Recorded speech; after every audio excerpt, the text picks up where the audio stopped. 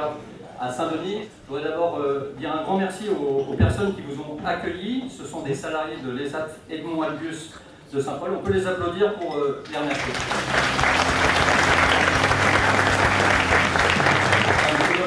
Qui lance un grand tour de France du FIP comme Fonds pour l'insertion des personnes handicapées dans la fonction publique.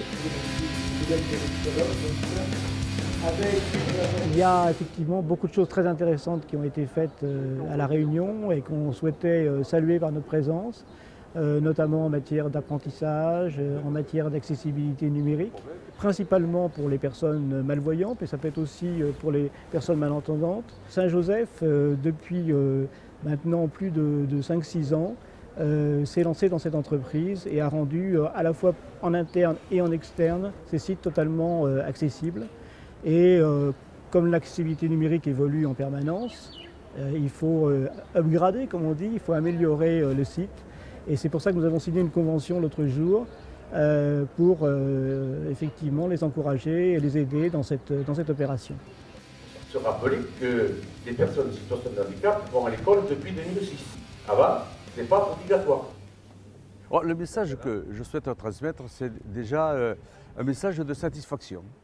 D'être venu dans ce département. Nous avons eu à Saint-Pierre la rencontre d'une expérimentation au niveau de l'apprentissage. Nous avons visité un ESAT, nous avons signé également des conventions. Ce matin, à l'université, nous avons passé des actes qui vont permettre, disons, la formation des référents handicap, dont des diplômes universitaires. Donc c'est des avancées que nous avons qui sont quand même les premières au niveau en France. Également le travail transversal que La Réunion a su mettre en place et qui est un travail exemplaire et je pense unique en France. Et malgré les difficultés en interne dans les CFA. Nous avons accompagné donc le dispositif Précapair depuis maintenant 1 an. Donc nous sommes sur une convention cadre qui nous lie jusqu'en 2018 avec le PRIHP. Et nous avons aujourd'hui une convention qui peut aller jusqu'à une 40aine de places disponibles pour les personnes en situation de handicap.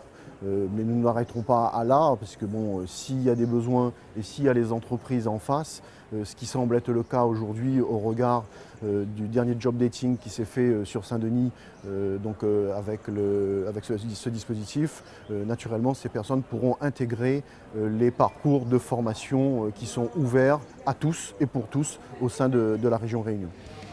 Et les faits, personnellement? D'être là aujourd'hui, d'être sélectionnée aussi par eux, aussi que mon handicap est vu par mon entourage professionnel.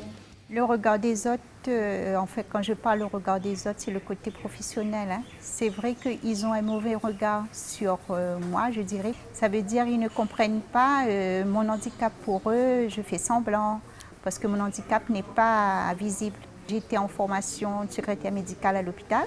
Je leur ai dit, si vous voulez ma place, il faut prendre aussi mon handicap.